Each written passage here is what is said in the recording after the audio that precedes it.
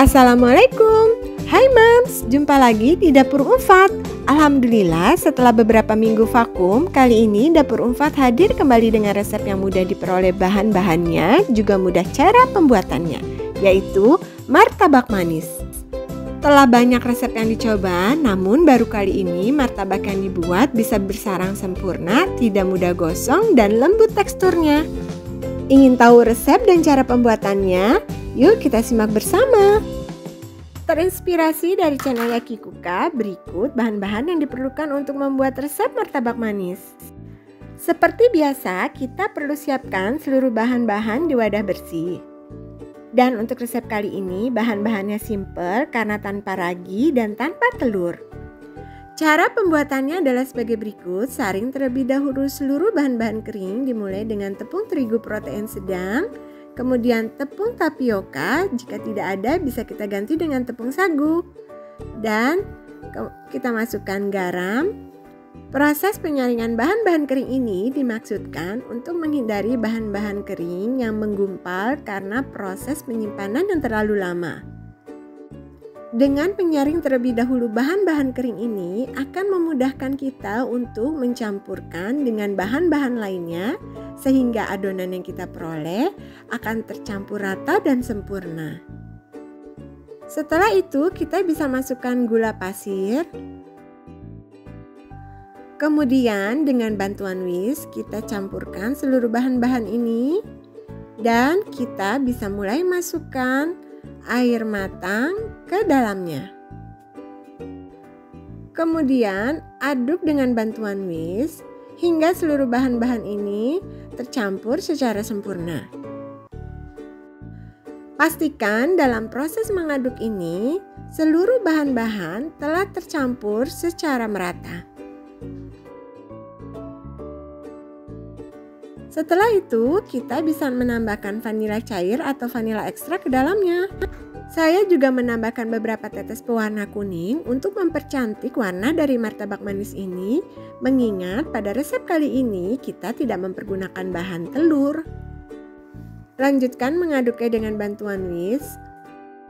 Bagi para moms yang belum memiliki mixer atau belum memiliki oven, resep kali ini merupakan resep yang bisa dipraktekkan langsung di rumah karena kita hanya memerlukan alat whisk dan wajan di atas kompor. Setelah seluruh bahan teraduk secara sempurna, kita bisa mulai mengistirahatkan adonan cukup sekitar 30 menit. Dan selama proses mengistirahatkan itu, kita bisa tutup wadah berisi adonan dengan lap bersih. Sambil menunggu, pada wadah lainnya masukkan baking powder ke dalam air. Baking powder yang masih aktif jika dicampurkan dengan air akan mengeluarkan reaksi buih atau busa. Kemudian kita bisa melanjutkan memasukkan soda kue ke dalamnya dan aduk merata. Lakukan hal ini menjelang 30 menit. Dan setelah 30 menit, buka lap bersih yang menutup wadah berisi adonan martabak. Kemudian kita bisa masukkan larutan baking powder dan soda kue yang telah kita larutkan sebelumnya ke dalam adonan martabak manis. Lanjutkan dengan mengaduknya dengan whisk. Baking powder dan soda kue memiliki fungsi sebagai pengembang yang bisa membuat tekstur martabak manis kita berongga dan tidak beremah. Ketika melakukan proses ini, pastikan kita telah memanaskan wajan di atas kompor. Dalam memanaskan wajan, saya mempergunakan api sedang hingga bisa dipastikan wajan betul-betul telah panas. Percikan air ke atas wajan yang telah dipanaskan untuk memastikan bahwa wajan telah betul-betul panas. Alhamdulillah air yang dipercikan berdesis, tanda bahwa wajan telah panas. Kita bisa mulai memasukkan adonan martabak manis ke atas wajan. Untuk meratakan adonan dan menciptakan kulit pada bagian sisinya, kita bisa menggoyang-goyangkan wajan secara pelan ke beberapa arah. Atau moms bisa menggunakan bantuan sendok sayur untuk meratakannya Namun usahakan agar tidak menyentuh dasar loyang agar adonan martabak tidak berlubang pada bagian bawah yang akan mengurangi tampilan akhirnya. Setelah beberapa saat, terlihat mulai bermunculan gelembung-gelembung udara pada adonan martabak. Posisi api saya masih pertahankan di api sedang ya mams. Setelah muncul banyak gelembung, saya kecilkan api. Pastikan suhu pada loyang martabak atau wajan teflon sudah sesuai sehingga baking soda bisa menghasilkan gelembung yang banyak. Baking soda mulai mengeluarkan gelembung pada suhu di atas 70 derajat Celcius. Jika api terlalu kecil, adonan mulai mengeras dan baking soda belum mulai bekerja. Hal ini menyebabkan gelembung tidak dapat terbentuk pada adonan. Kalau terlalu panas, baking soda akan bekerja, tapi kulit bagian luar martabak akan cepat gosong. Oleh karenanya, penanganan api kompor harus betul-betul diperhatikan agar martabak manis yang kita hasilkan bisa bersarang sempurna.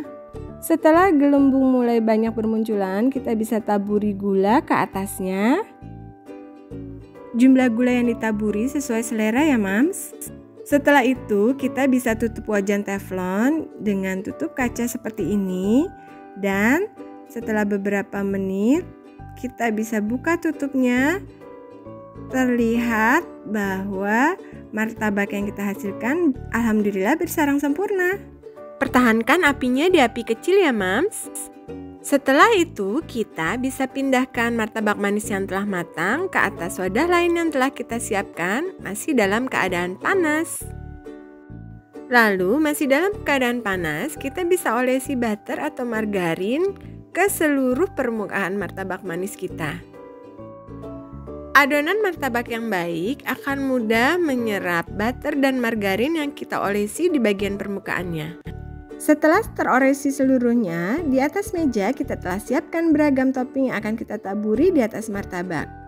Untuk topping yang pertama, saya meletakkan parutan keju di atas martabak dan kita bisa menuangkan susu kental manis di atas keju ini.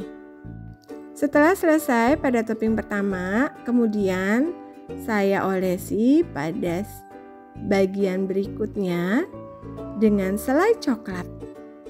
Dilanjutkan dengan menuangkan coklat rasa green tea di atas bagian lainnya.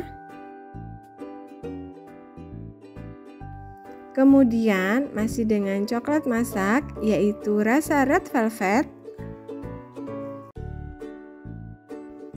Rasa coklat kembali karena anak-anak penyuka rasa coklat.